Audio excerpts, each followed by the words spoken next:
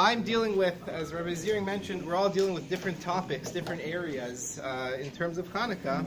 Rabbi Turchiner mentioned as well. I'm dealing with the Gemara. We're going to look at a little piece of Talmud and try and analyze it.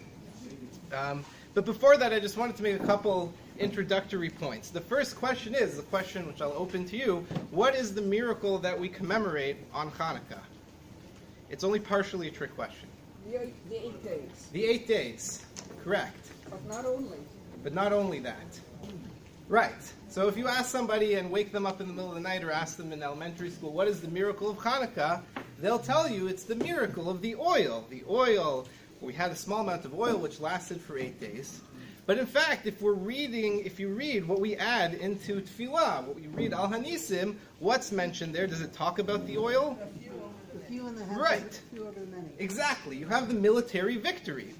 So as we'll see, we're going to look at the passage in the Gemara which deals with the historical events that led to our current day commemoration of Hanukkah, and we won't find there at face value anything about the military victory. We're only going to see the story of the miracle of the oil, which is interesting. I mean, both of these things happened, both of them are relevant, there are lots of important cultural factors as well. Why exactly is that story missing?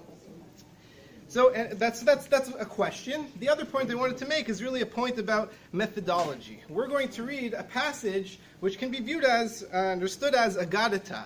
Aggadic passages in the Talmud and similar, kinds of stories that we find in Tanakh are stories which are conveying messages. They often happen through simile, through metaphor. It's not explicit in this case that there is a metaphor.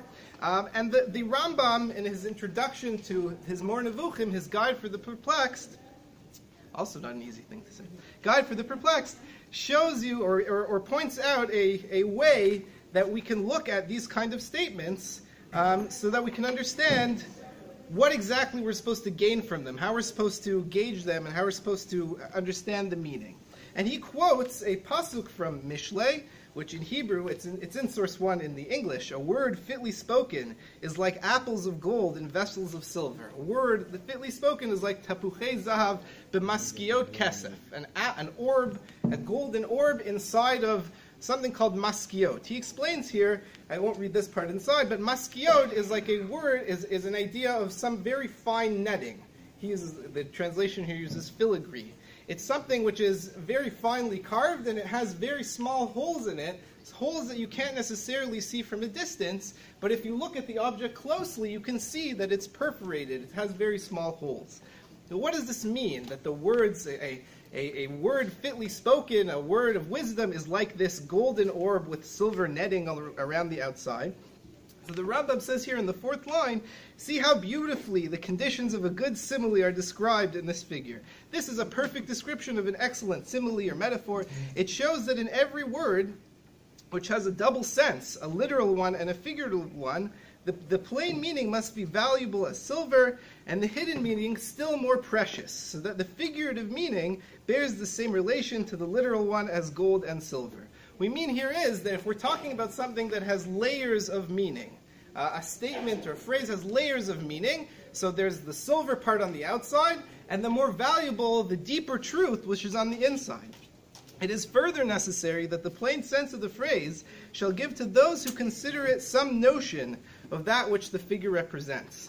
Just as the golden apple overlaid with a network of silver, when seen at a distance or looked at superficially, is mistaken for a silver apple, but when the keen-sighted person looks at the object very well, he finds what is within, and sees that the apple is gold. The same is the case with the figures employed by the prophets. The Rambam is describing here is that very often we can have descriptions of things that are happening in the prophets, and similarly in the words of Chazal, which looked at from a distance look like they're telling us one story, and if we look at them very carefully, we can see through these little apertures, these little holes, and see that inside there's an even deeper meaning, which is sort of hidden inside of this outer meaning.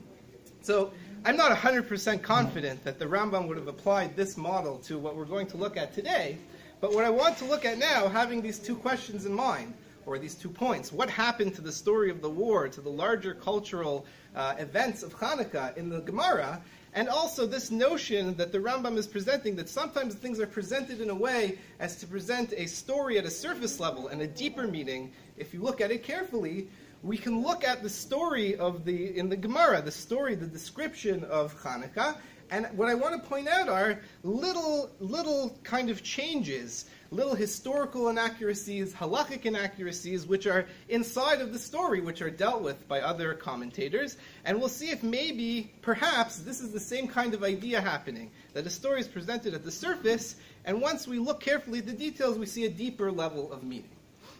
Okay, so with that in mind, let's read the actual story as it appears. It's in Shabbat. I'm sorry for the typo on the sheet, in source 2.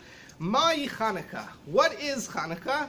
Which we will take to mean what are the historical events which gave rise to the holiday that we celebrate as Chanukah.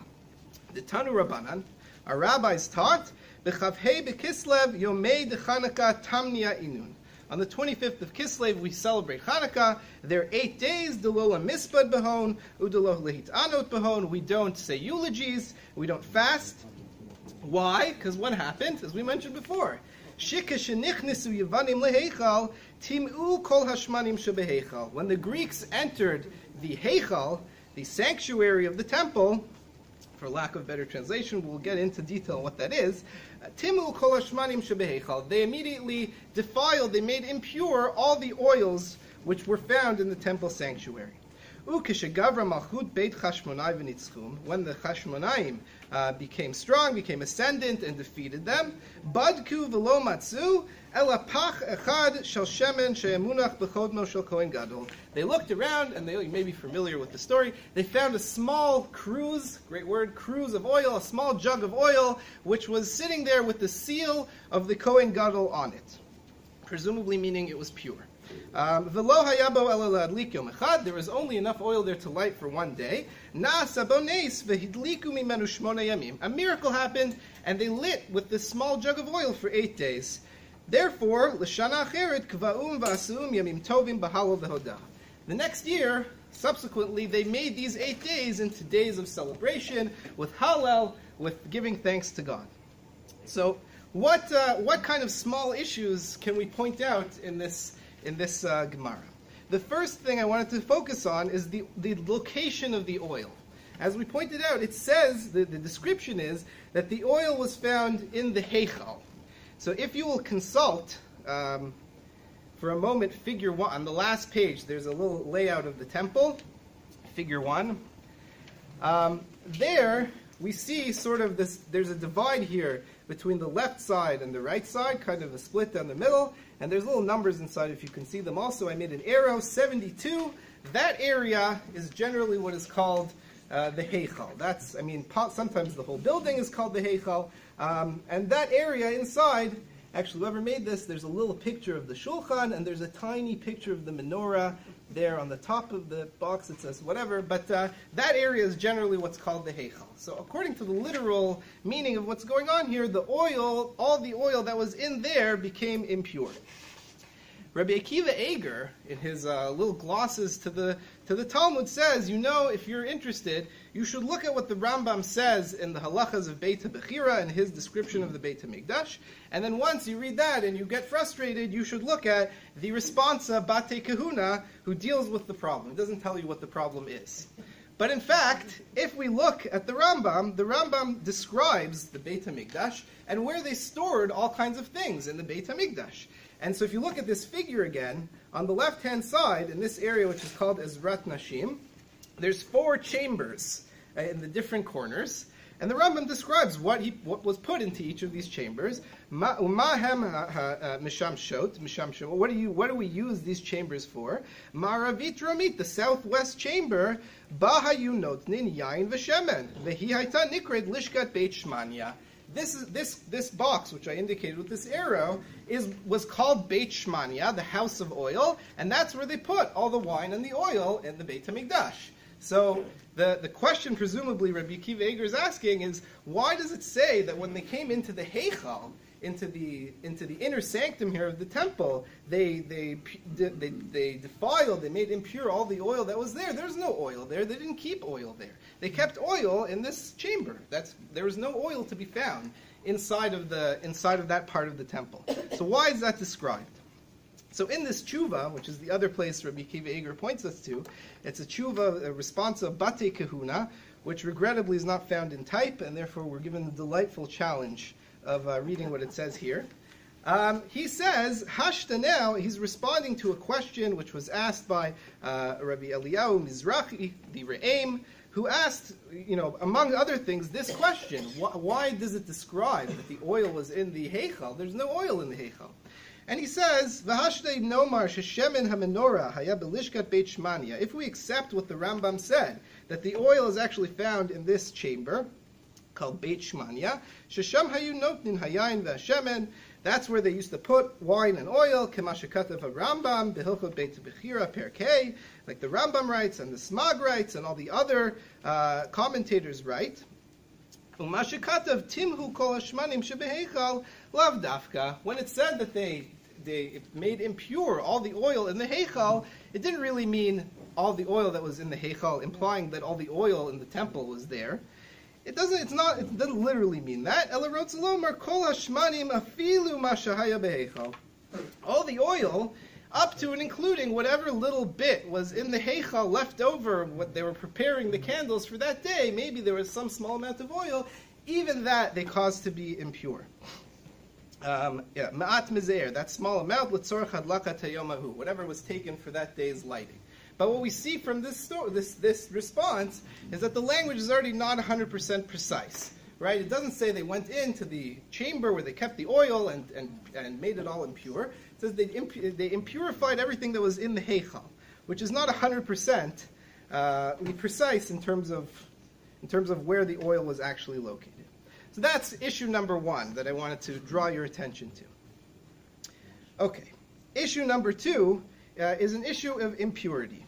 As far as the Torah is concerned, non-Jews, in terms of their bodies, when they're living, they do not contract impurity. They can't become tameh, and they can't make other things tameh for that reason. So one question, which many of the commentators ask here, is how exactly did this tumah occur? So presumably, many of the Farshim here presume this, at a certain point in history, Chazal enacted a decree that we treat halachically non-Jews to have the status of a zav. A zav makes things impure in a variety of ways. Critical for us is that a zav makes things impure through direct contact, through maga, of touching, and also through hesed. Hesed is if you pick something up and move it around, even if you didn't touch the actual thing inside. So if I have a jug of oil, and I picked it up, even if I didn't touch the oil inside, but I can still make the entire container impure, tameh, just through jiggling it around a little bit. And the question that then arises is, again, the description seems to be they went into the temple, they defiled all the oil, and how did they know that this little pach that they found, this little jug, was actually pure? Why was it pure? Because it had the seal of the Kohen Gadol. Okay, so now let's imagine. We found that we were going in here. There's a big storage room with all kinds of jugs. Many of them, the seal is ripped off, the seal is ripped off, seal is ripped off. We found the seal of the Kohen Gadol. But we just said a second ago that it's very possible to make something impure simply by moving it around. So there's the fact that the seal of the Kohen Gadol was there, presumably does not help us. Because it's very possible that a Greek guy came in and he moved it around, and he put it back on the shelf. Happens to be, he didn't rip off the seal. But that doesn't help us. It could very well still be impure. So how exactly does this fact, the Gemara seems to be highlighting this fact. They found it, it had the seal of the Kohen Gadol, so we know that it's good, it's kosher, it's yor. So how does that help us? And we find here a range of answers amongst the medieval commentators, amongst the Rishonim, who deal with this, and to varying levels, the fact that the seal of the Kohen Gadol was there becomes increasingly irrelevant in terms of how you interpret this. And we'll see this, I brought 4 different possibilities here, and we'll see them now. The first one I have here is in source 5, in Tosfot. The Tosfot says, first of all, dealing with this issue of the historical reality, was it possible for non-Jews to make things impure in the first place? He says, Im kfar gazru al hanochrim liot kazavim. If this decree that the non-Jew can create impurity like a zav already existed, then you have. And what about this issue of hesed, that they could have simply moved the jug around? Tzarich lomar sheyemunach b'chotam b'karka shelo hesitu akli. You have to say that it had the seal on it, and it was also in the ground in such a way that it was clear that it wasn't moved from its original location. So what is the seal for? Presumably, some say the seal, in this case, is in terms of touching. The seal was over the top of the jug, and as long as that seal is there, we know that no one has removed it and touched whatever is inside. So we know that there was no issue of touching, and it didn't become impure in that way. And also, it was somehow buried in a way that it was clear that no one could have jiggled it, no one could have moved it. So this issue of Tumat Hesed doesn't apply. So, fine. And we see that a similar kind of answer in Rashi as well, in source 6. So Rashi says, Bechotmo, it was in his seal, the seal of the Kohen Gadol. Behatzneya, it was hidden somewhere. Vichatum betabato, vihikir shelo nagubo, it was hidden somewhere, and it had the seal, and it was clear that no one had touched it. So according to Tosfot and Rashi, it's sort of half the reason. Half the reason why we know it was pure is because it had the seal of the Kohen Gadol on it, but also it had to be hidden in such a way that it was not movable. The Ran brings another couple of answers to this question. One of them emerges from the parish of Rabbeinu Yehonatan. Rabbeinu Yehonatan wrote, Katav Rabbeinu Yehonatan Zal, Uleheset lo chayshinan. We're not concerned about moving the jug. Maybe the jug would have been moved. Afal gav de kvatei metame de kutisar metame b'masa kedin zav v'zava. Even though a non-Jew can create impurity just like a zav and a zava through movement, she'im hisituhu lo hayu menichin oto ela yigluhu lirot im yesh bo zav o margoliot. Because the Greeks came into the temple and they said, wow, the Jews keep all their treasure in the temple. We're going to find all the treasure of the Jews. So if they encountered any container anywhere, they would smash it open to see if it had gold inside or pearls inside. Something valuable should be in there. And therefore, if there was this jug was intact, it must mean that they never found it in the first place. That's what he says. Since they saw it with the seal on, it was intact. So we see that it must be the Greeks never found it at all. They never moved it, because if they picked it up, they would have smashed it to see if there was gold inside. That's answer number 2. Answer B. Answer C comes from the Ra'ah, and the Ra'ah says, no, we read this wrong. It said, we thought that the jug had the seal of the Kohen Gadol. But actually, the jug was inside of something, and that had the seal of the Kohen Gadol on it.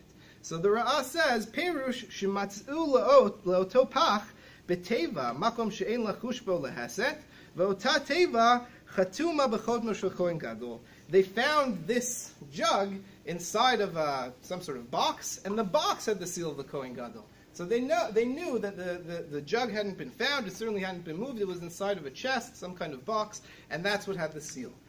As we see here, there are different levels of relevance of the fact that the seal of the Kohen Gadol is here at all. According to this last view, according to the Ra'ah, it is inherently necessary. How do we know they didn't open the chest and move around the jug? Because the seal of the Kohen Gadol was on the box. Apparently, they could never have redone this. It was clear that it had never been opened, and so it's okay. According to Rashi and Tosfot, what we saw that it was hidden somewhere in the ground, dug into the ground so that it's clear that it wasn't moved. The seal is relevant, but it's half the answer. The reason why the seal was there, the reason why it's important is for us to know that the oil wasn't touched. And the fact that it was dug into the ground makes us know that it shows us that it wasn't moved. According to the answer of Rabbeinu Yehonatan, according to answer B here, it's actually totally irrelevant, right? Because the fact that the seal is there doesn't really give me much indication. Maybe it shows me the jug was still intact, but Rabbeinu Yehonatan says you could know, even if there was no seal, if this jug is intact and it's not smashed to bits, you know the Greeks didn't find it, because if they would have found it, they would have smashed it to bits to find the treasure that was inside. So again, we see that this detail is being highlighted in the story, but it's part of the picture. When we look at it halakhically, it's part of the picture. It may be unclear exactly what the relevance to the picture is. Again, we have a detail here which sort of, begs to be understood in some other light. The final halachic point here is about lighting the menorah with impure oil. One of the other things that Rabbi Eliyahu Mizrahi asked when he talked about this whole issue is that we have a halacha, which I will look at inside here, that under certain circumstances it's possible to do the temple service even if things are impure.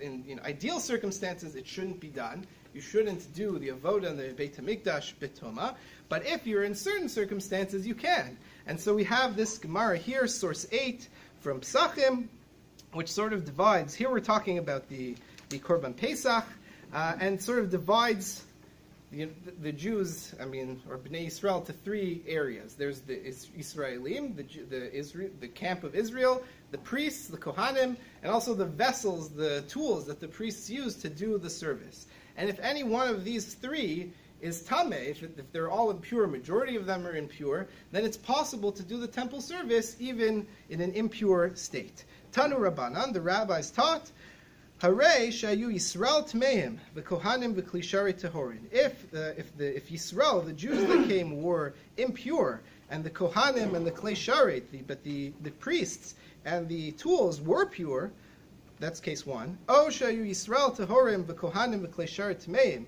or the Jews were pure and the kohanim and the priests and the tools were impure. V'afilu, even if the Jews and the kohanim are pure and it's just an issue of the tools are impure, yasu betoma, let them do the avoda betoma. She'ein korban tzibur chaluk.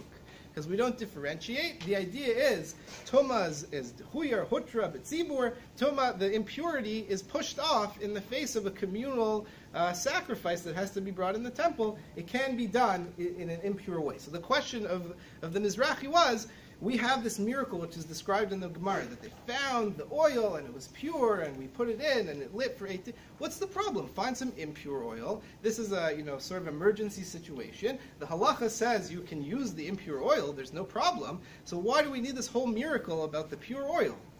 Sort of clear, follow the question? Okay, so that's the question which he asks. He tries to argue in certain ways, perhaps really you can't use this in the menorah. It's not clear in which points in the service this applies, this rule, and which points it doesn't apply. At the bottom line, the tshuva of the Chacham Tzvi, which we have here in source 9, he just denies the whole question. Ikir kushya taraim eina klum. The basic question of the reim is for naught. Why? Because really, we could have done this bitoma. It would have been possible to do to light the menorah with impure oil. That wouldn't have been necessarily an issue. And that's what they would have done, presumably, if they ran out of the pure oil. Might as well use the pure oil first, and then we'll move on to the impure one. But because God wanted to show his love for the Jews, for the Chashmonaim, for everything that just happened, he made a miracle for them anyway, even though it wasn't absolutely necessary. So this is the third point. This is not a halachic, it's an interesting halachic question. It's a question which sort of frames the whole story in a slightly different light. But this is the third point that we have here, that really that we have to understand what exactly it means that they used the pure oil, that the pure oil lasted for this amount of time, given that it wasn't necessary, basically, fundamentally, for them to use impure, or for them to use pure oil specifically. So we have these 3 points. The 3 points again being, number one, the oil, in terms of where it was stored in the Beit HaMikdash, was not stored primarily, as the Gemara points out, in the Heichal, in the sanctuary, in the inner sanctum, but rather in a chamber somewhere else. So the question is, why does the Gemara have an emphasis on this point? The second question is, in terms of impurity caused through moving, in terms of Tumat Heset, why exactly is the emphasis on the seal of the Kohen Gadol, given that the seal of the Kohen Gadol, to a lesser, greater extent, only explains part, or maybe not at all, the fact that we know that this oil was pure. And 3, why do we need the pure oil at all? How do we understand this idea that it was pure oil which lit the menorah for 8 days? I just want to point out, I'm not suggesting here that this didn't historically happen. That's not the point. The point is that if we look at the story, there seems to be elements here which which beg to be understood. And to underscore this point, if we look at the Rambam has his own rewriting. He rewrites the story in the Mishnah Torah when he talks about Chanukah. So we'll read through it and see if you can spot what's missing in the story. But Beit Sheni, this is source 10. Kishemalchu Yavan, Gazru al Yisrael ubatlu datam, velo hinichu otam la'asok b'Torah v'mitzvot. So during the Second Temple period, when Greece came into power, they issued decrees against the Jews, against their religion. They didn't allow them to keep the Torah, to keep mitzvot. Upashtu yadam b'mamonam u'b'bnotehem. They extended their hands against their property, against their daughters. V'nichnesu leheichal u'pirtzu bo pirtzut v'timu tataharot. What's missing? What doesn't it say? Oh, sorry. They went into the sanctum, the inner sanctuary of the temple, and they made breaches, they broke things, and they defiled all the pure things. Right, it doesn't say anything about the oil. It doesn't say they went into the Heichal and they made impure all the oil that was in the Heichal, because presumably the Rambam had read the Rambam, and he knew that, according to the Rambam, everything was supposed to be stored somewhere else. So he doesn't mention this notion that the oil was inside of the Heichal. Good. That was point number one that we made. V'tzar lehem liYisrael me'od, mipneihem v'lachatzum lachatz. Fine, so it was very difficult for the Jews, and there was a tremendous amount of pressure. Ukeshegavru Yisrael al oiveihem ve'avadum b'chamisha ve'esrim b'chodesh kislev haya v'nichnesu leheichal v'lo matzu shemen tahor b'mikdash ala pach echad. So after, when the Jews became ascendant, when they beat the Greeks, on the 15th day of Kislev, they came into the Heichal. I'm sorry for the mistranslation of the translation. Both of them are translated as sanctuary, but there's one word here, Heichal, and the other one, Mikdash. They entered into the sanctuary, and they didn't find any pure oil in the Mikdash, in the whole temple compound, Ela Pach Echad, except for one small jug. V'lo hayabo lehadlik ela yom echad bilvad. It only contained enough oil to light for one day. What's missing again? The seal, right? Somebody said? The seal of the Kohen Gadol. It doesn't say anything about the seal of the Kohen Gadol. The Gemara makes a great, it's a very important point about the seal of the Kohen Gadol. It only had enough oil for one day. V'hidliku mimenu nero tamaracha shmona yamim ad shekachu zeitim beotziu shemen tahor. So they lit from it for 8 days until they managed to produce more oil. So you see clearly in the Rambam these 2 points that we pointed out. One about the oil being in the sanctuary, and the other about the emphasis on the seal of the Kohen Gadol. Neither of those things are found in the Rambam's rewriting of the story. So it begs a question. How can we read this in terms of getting at a deeper meaning? In terms of looking through these holes, pointing out these specific things that the Gemara points out, and building it into a story of a deeper meaning. So for this I will borrow from the writings of Rav Kook, Rav Avram Yitzchak Cohen Kook. He has a commentary on the Agadic passages in the Gemara called Ein Ayah, and he has a very fascinating interpretation of what happened here in this story. So I have here sort of like a key, where we have the elements in the story, and then the sort of explanation that Rav Kook gives. We'll come to each of these pieces as we move through it. So Rav Kook writes that in terms of our relationship, the relationship that Jews have, that Jewish culture has with the outside world, we know that Chazal have prescribed that we're free to take from the appropriate practices of the cultures that we see around us, and we have to avoid picking up those inappropriate practices. If we see something where a society, a civilization has come up with some amazing way to have peace, to have a calm society, to have order, to live in a dignified way. All of those things are appropriate, and we should sort of use them at a surface level in terms of building our own society. We have to stay away from the bad elements. And Rav Kook says, specifically, we have to stay away from allowing the sort of spirit, the philosophy and ideology of these cultures from penetrating into our core, from penetrating into the core of Jewish ideology and belief. There is a Jewish perspective, a Jewish spirit, a Jewish perspective on the world which is informed by our basic religious beliefs, by our belief in God, by our acceptance of the Torah, by our understanding of where history is headed, what the purpose of life is. and to allow something to enter into that core, some external spirit, some external ideology, that is where the real danger lies. So Rav Kook explains the oil in the sanctuary, the fact that Gemara pointed out the oil is specifically in the sanctuary is representative of this point. The oil in the sanctuary is our fuel, the ideologies and beliefs and character traits which form the essence of Jewish life that are in the sanctuary of our culture, of our within each individual of our belief systems. And once the Greeks entered in, this is how he explains, once they even entered into that space, and some Greek ideology, some foreign philosophy entered into these basic Jewish beliefs, and we really accepted them as people, as a society, Timu kol hashmanim shebeheichal. Immediately, it didn't stop. It just kept going and going and going, and all of our core beliefs were sort of defiled, made impure. They were turned into this strange version of themselves, which was now defined in terms of Greek ideology as much as it is by Jewish ideology.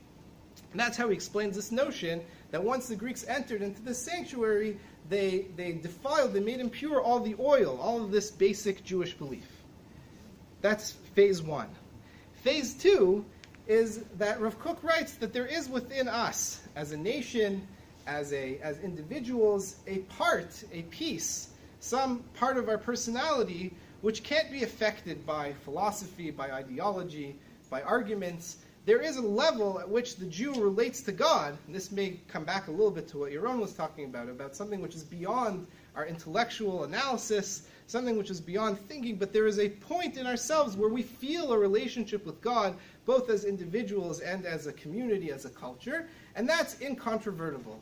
And he says that this is the symbol for this is the Kohen Gadol. The Kohen in society is the person who represents, who is a paradigm for a life which is lived according to the values of Torah, according to the values of spirituality. And the Kohen Gadol is the one that goes into the Holy of Holies on the holiest day of the year, totally stripped away from physical life, and he is a symbol of this connection, a basic spiritual connection, which isn't based on our thinking, which isn't based on our actions, it's just something that is there. So this is the idea of this small jug, which was sealed with the seal of the Kohen Gadol. It was a piece of fuel, it was part of our ideology, which couldn't be damaged, it couldn't be made impure by means of foreign philosophies invading, because it's something that we feel, something that we know, beyond proofs, beyond intellectual analysis. This was what was there, that they found, what was still there in the culture and amongst the individuals in the times of the Chashmonaim, even with all of the Greek oppression. What about the miracle of lighting for 8 days? So Rav Kook says, it's great that we have this feeling that somewhere deep in our hearts, deep in our society, deep in our culture, there's this notion that we're related to God. But on the face of it, at this time, the Jewish people were Hellenizing like crazy. There was a huge movement to make everything Greek. The way they were practicing was already not very Jewish. Most of their beliefs were not very Jewish. How could this feeling, it's really nice, but how could this feeling come and sort of contradict and reorganize all of our beliefs, all of our practices, everything that we're doing in the face of all this pressure, in the face of a culture which totally became Greek? How could this little moment, this little feeling of connection with God do that? And he says that's the miracle that's being described here. This oil we thought would be for a moment. The Chashmonaim, riled everyone up, but at the end of the day, the Greeks are the superpower. They're in charge, and they're just going to wash us out the next moment. The miracle was that this moment, culturally amongst the Chashmonaim, what they created in society, a return to our basic values, and in terms of the persons, the individuals that were there, this moment was able to be extended, and it was able to reorient and sort of undo all the bad things, all the changes that had been wrought by Greek society in the period of Hellenization. So again, that's how Rav Kook looks at this symbolically. We have the oil in the inner sanctum, which represents our beliefs, which was defiled. Once a little bit of Greek ideology got in, was totally defiled. We have the seal of the Kohen Gadol on this little jar, representing our basic feeling that at a core level, we have a relationship with God. It doesn't matter what we're doing, what we're thinking, this is who we are. And then we have the miracle of lighting for 8 days, that this little piece, this, whatever you want to call it, the Pintele Yid, I don't know, whatever you want to call it, was able to spread out and reorganize, restructure people and the society, the culture of the Jews at the time, to recreate, reaffirm our connection with God and our basic beliefs and practices. So what we've seen here is a Gemara. It's presented at face value. We see that it has a meaning. But if we look very carefully, we see the golden orb which is hidden inside of this silver netting. And we've seen that there's a deeper meaning, perhaps, inside of this Gemara. Have a great Hanukkah.